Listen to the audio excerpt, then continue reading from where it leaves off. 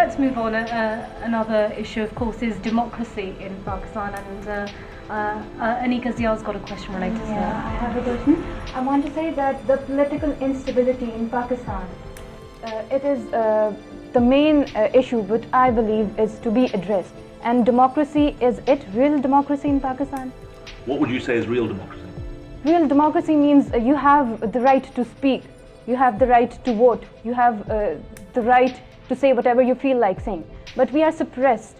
Well, it's your country. I mean, as a former colonial power, we've got to be slightly careful telling you how to run your own affairs. But one thing we do tell anyone who's willing to listen is that civilian democratic structures are far better than military undemocratic structures for running a country.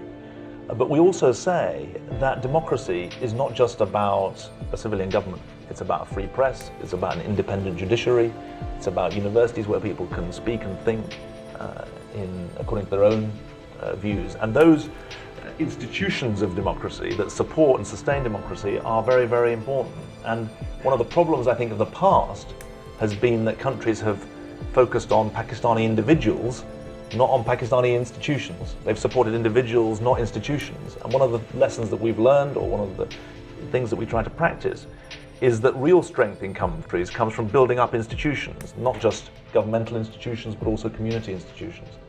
So how critical then would you say the success of democracy in Pakistan for the fight against terrorism, for example? Well, I think very important. I think the unity that exists now, according to all the polls, of the Pakistani people and their government in identifying the problem that's posed by domestic terrorism, that unity is massively strengthened by the fact that you have a civilian government. I sat in this room, this very room, 2 years ago, 18 months ago, and President Zardari was on one side and Mr. Sharif was on the other side, and they said to me, look, we don't agree on everything, which will bring a smile to people's faces. We don't agree on everything, but we do agree on this. We would not have had a return to democracy in Pakistan if it had not been for British support, engagement and influence. And that, I think, is one of the things I remember from the last few years. You have to support institutions, not just individuals. Imran Sati's got a question, I think, about British Pakistanis. Yeah, exactly. I actually want to ask you about what British government is doing in terms of integrating Pakistanis who go from Pakistan to Britain. Actually, they're facing a huge identity crisis over there. Is there anything specific that government is working on in terms of integrating the segregated communities that exist over there in UK? Yes, we are, but let me ask you, when you say identity crisis, say a bit more about that, because it's identity crisis, I mean, there's a huge amount of Pakistanis that are based in UK. They don't feel as if they are actually from there. I mean, a lot of terrorism is actually coming out of Britain as well. I mean, people from there come to Pakistan, get training from here, and then they get involved in terrorist activities. They, as such, don't feel the part of the community. I mean, what's the reason behind it? I mean, is there... Well, it's a good question. The history of immigration into Britain, and my family was actually an immigrant family into Britain. I'm the first person in my family to be born in Britain.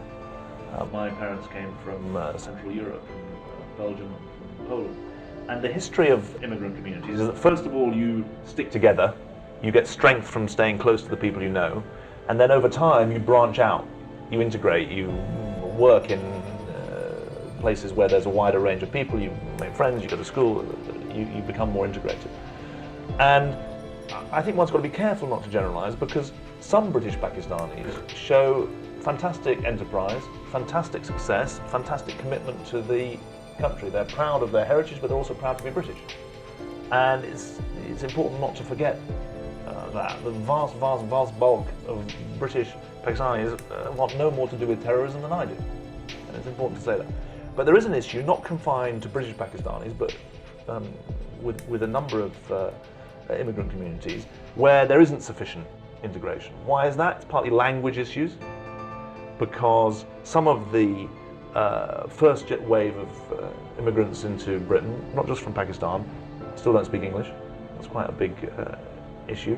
It's partly related to that, employment opportunities can be limited. It's partly related to housing, because we don't have the sort of flexible housing market that would help. What are we trying to do about it? I think the most important thing to say is that there can't just be responsibilities on government for this.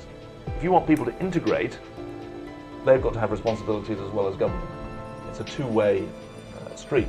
But we can play our role, first of all, by making sure that we are a society that doesn't tolerate discrimination, either legally or culturally.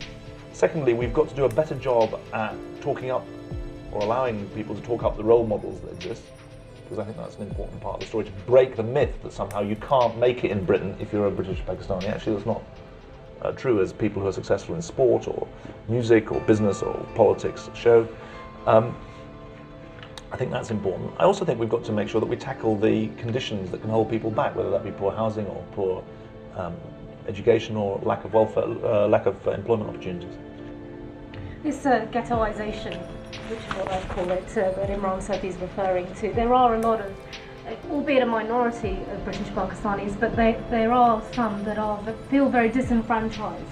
And while the onus might be on both the government and the local communities to work on that integration, the fact that there are homegrown terrorists within Britain, the fact that there are some British Pakistanis or British Muslims, not necessarily Pakistanis, who might want to travel to Afghanistan for jihad, shouldn't the government be addressing that? Yes, and it should do so, and it does do so. It's a deeply troubling thing for any society when you think that people who are your neighbours or your friends or your workmates, actually there's another side that is pulling them to hate your society rather than to have pride in it and to commit to it. And I think that at the time of the London bombings, people were quite shocked that someone who was an assistant teacher or was playing a role in society that looked completely normal had all sorts of other things going on in their heads. We've got to be vigilant without just becoming a nation of spies. I mean, we're not a nation of spies on each other. And I think that there is a role for government in the sort of way that I described in respect to Imran's question.